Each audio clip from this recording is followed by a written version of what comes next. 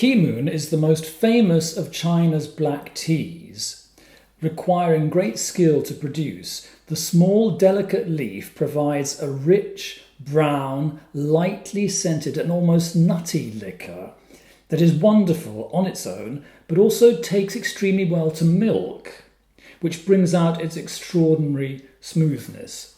This tin from Fortnum & Mason's is so great. Isn't that great? Here's Russian Caravan. Ceylon Orange Pico. And here is the great Lapsang Souchong. The thing about Fortnum & Mason's is that it's a real experience just to go there, even if you don't buy anything. And it's one of these venerable old London shops. It's been going since dinosaurs roamed the earth. It's a snob experience, clearly, but it's a snob experience for ordinary people like you and me.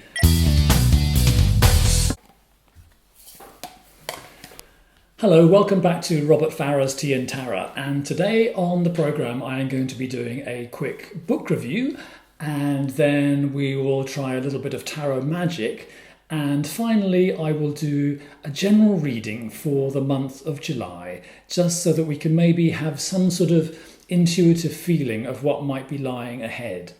Well, I've been reading a book called Tarosophy by Marcus Katz. This is really serious, brainy, quite challenging stuff. It's the sort of book you read if you want to get deeply into tarot, if you want to treat it like a mental exercise, maybe a personal development practice.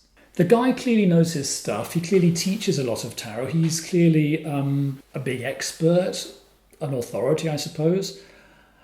He comes to tarot from a kind of brainy, not terribly new agey angle. He talks about NLP, neuro-linguistic programming, which is an amazing thing. And I always think, oh, it's too brainy for me.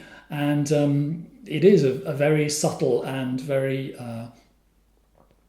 revealing way of looking at the human mind. I'm kind of in two minds about the book. I kind of don't particularly like reading it, but I do recommend it. The style is a bit dry. He's not a beguiling or charming or even very relaxing writer. And there's quite a lot of material in the book which you may not particularly want to get deeply into.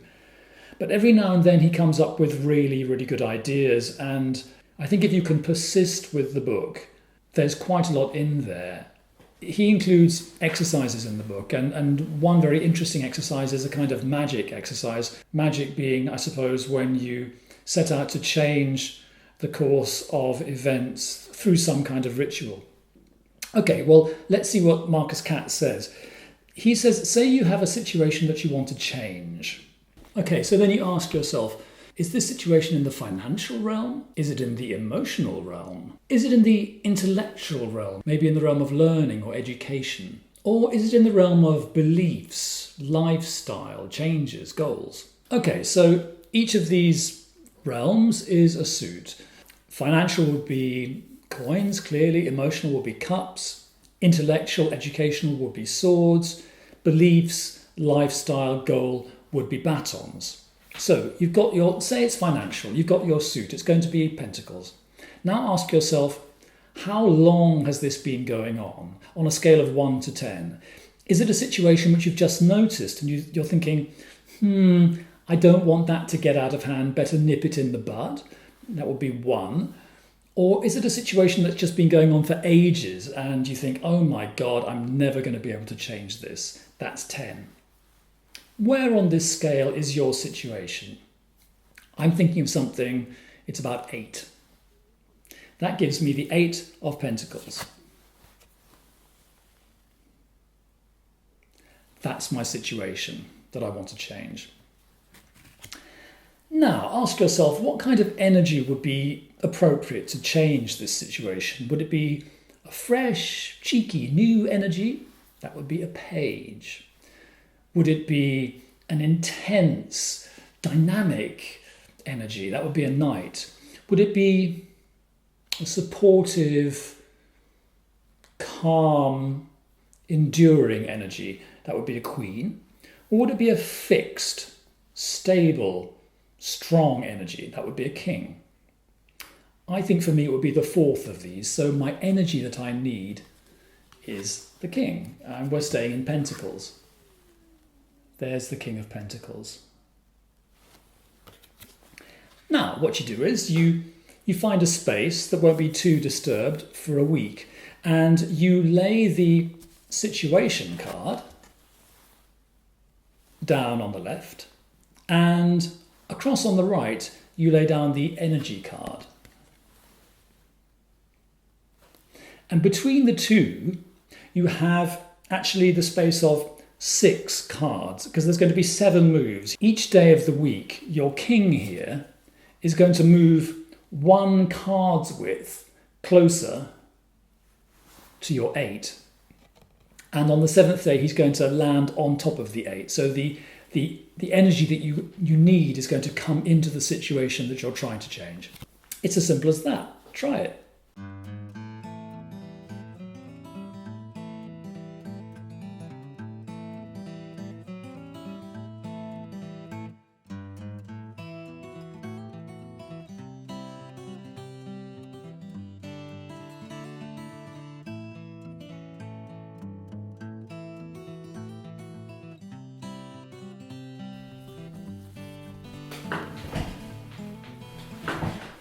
Last month I did my first monthly reading, my first general monthly reading for everyone, for the world. And it felt quite new and quite alarming in a way, because most of the time I'm just an old-fashioned tarot reader who does one-to-ones and sometimes who reads for myself. But I got some very nice feedback from friends, thank you very much, and from new online tarot friends.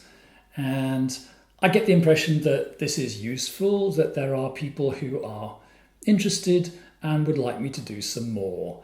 So hence, here I am doing one for July. You may remember last month I found a new reading online, a new month tarot spread, and you may remember that it was 4 cards, and card number 1 was the main theme of the month.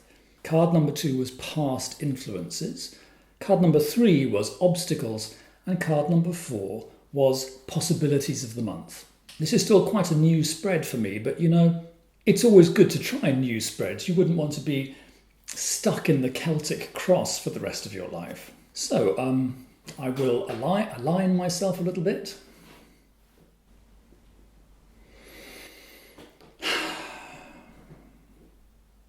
Ground myself a little bit. And shuffle the cards. And while I'm shuffling, I'm going to keep in mind the question that I'm asking of the tarot here. My question is, okay, dear tarot, please give us a general reading for the month ahead, July 2020.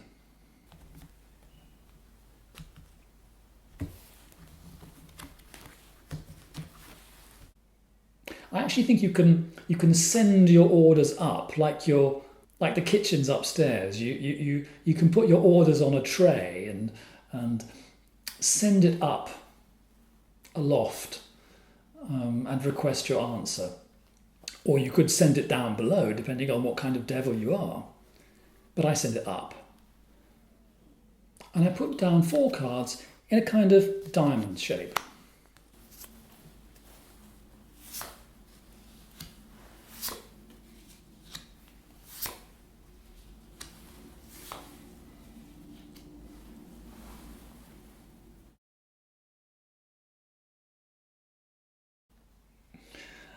Oh my God.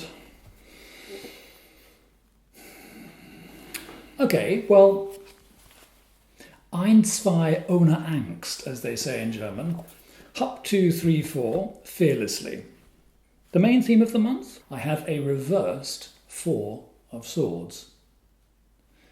And that means something very clear. The 4 of swords is a card of retiring from the fray. It's a card of rest. It can be a card of hospitalization.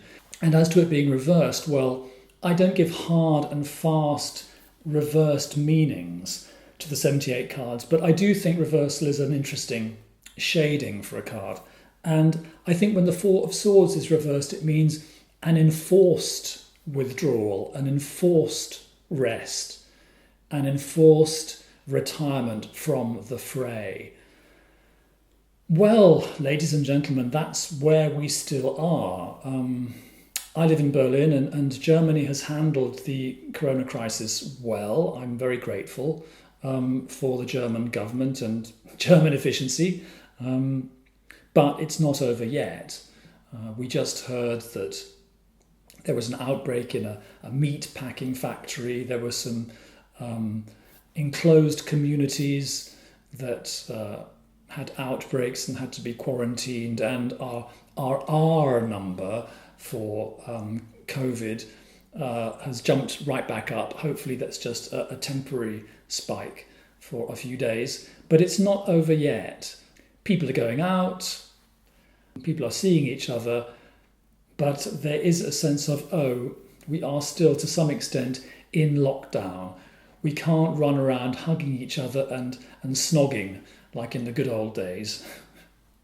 We have in the second position, past influences, the Two of Coins, which is a card of change. It's an energetic card, it's a card of movement. And across it we have the Tower here. And this is the card that was causing me was giving me pause. And I'd like to read these two together. The Tower is often seen as a kind of disaster card. We all know that the Death card in the tarot doesn't mean death, it means transformation.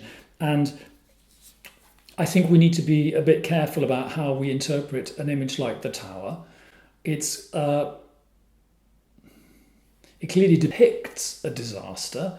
The Tower has been struck by lightning, and the top of it has been blown clean off, and people are falling out.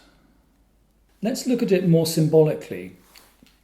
The Tower is a structure. It's a man-made structure. It may even refer to the Tower of Babel originally, and it's been struck by lightning. Lightning is a sudden energy. It's an energy which brings change, and it's an energy which it kind of does what it wants to do. It's kind of irresistible. It's rather difficult to guard against it because you don't know where or when it's going to strike. Alfred Douglas in his book says that the Tower represents structures in the human mind, and those structures are sometimes challenged by changing energies. And if the structures, the beliefs and the philosophies in the human mind, in society, are too rigid, then they can't accept new energies, new ideas, and new changes. And so really all they can do is collapse like the Tower.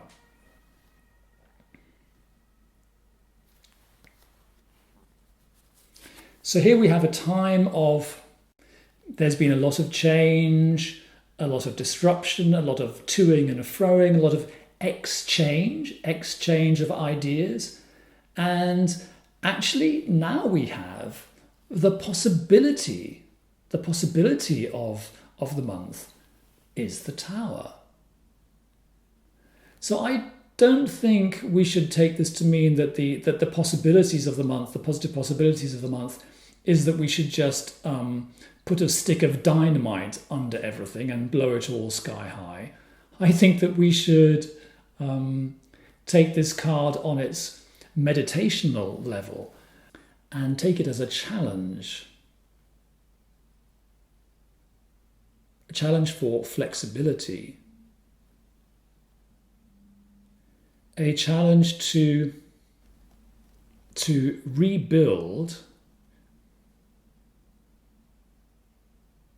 our beliefs and our philosophy in ways which can accommodate the changing energies of the time. The card gives us a challenge, it also gives us a warning. If we don't, it might end in tears. Obstacles of the month, or roadblocks as they say in the US, we have here the King of Swords.